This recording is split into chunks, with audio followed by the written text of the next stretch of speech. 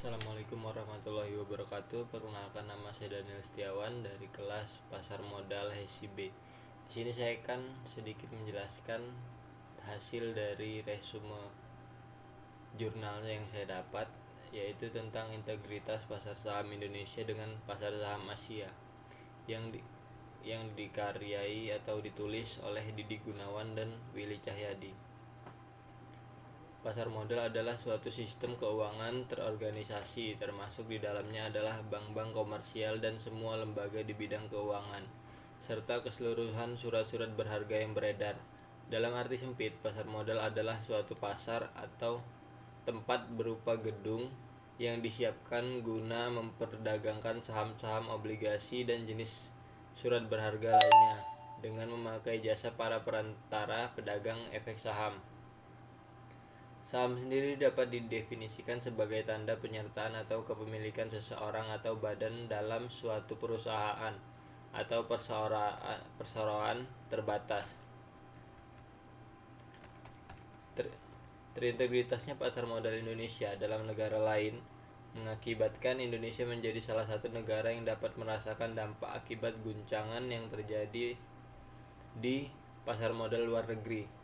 Ada beberapa alasan Indonesia dengan mudah merasakan imbas dari situasi yang terjadi di pasar modal luar negeri yang mengakibatkan pasar modal Indonesia berfluktuasi. Yang pertama adalah stabilitas nilai tukar rupiah terhadap mata uang negara lain, khususnya dolar Amerika Serikat yang sangat dipengaruhi oleh kondisi global.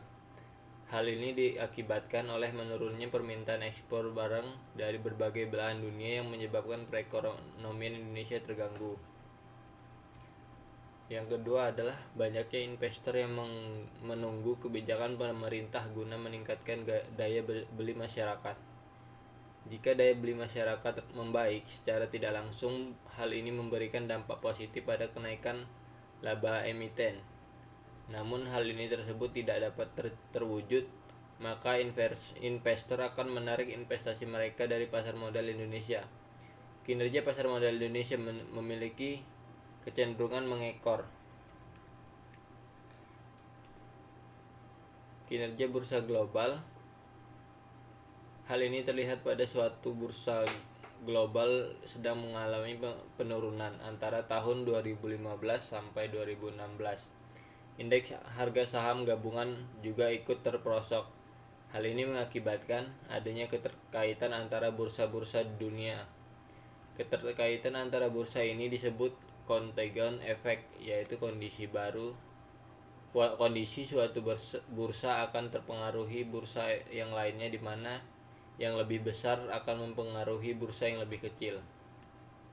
Integritas pasar saham Asia maupun secara global telah terbukti dari hasil penelitian.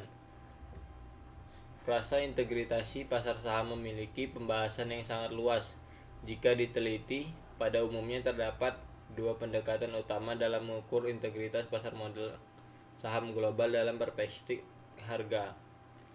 Pendekatan pertama adalah pendekatan secara langsung, yang melibatkan hukum harga tunggal dan mengukur tingkat kesetaraan harga. Pendekatan kedua merupakan pendekatan tidak langsung yang mengukur tingkat pergerakan harga sejenis atau ketergantungan antara pasar modal jangka pendek dan jangka panjang. Populasi dan sampel, yaitu teknik sampel yang digunakan dalam penelitian ini adalah metode sensus, yaitu suatu teknik non-probability sampling, di mana peneliti menentukan pengambilan sampel dengan cara mengambil seluruh populasi menjadi sampel penelitian. Teknik analisis data. Peneliti ini menggunakan permodelan vektor autoregeneration dalam menganalisis suatu hubungan antara LQ45, Nikkei 225, KLSE, STI, dan SSE. Apabila data yang digunakan stasioner pada tingkat level uji stasioner, data penelitian ini menggunakan uji augmented Clay-Fuller. Uji ini digunakan untuk mengetahui apakah data yang diamati stasioner atau tidak. ADF tes statistik lebih besar dari nilai critical value, maka data setelah stasioner pada taraf yang telah ditentukan.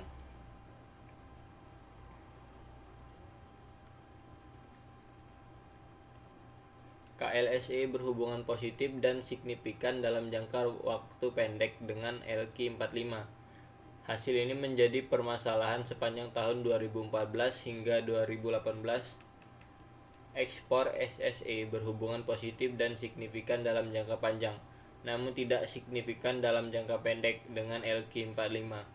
STI berhubungan negatif dan signifikan dalam jangka panjang, namun tidak signifikan dalam jangka pendek dengan LQ45. Sekian sedikit penjelasan dari saya akhiri. Wassalamualaikum warahmatullahi wabarakatuh.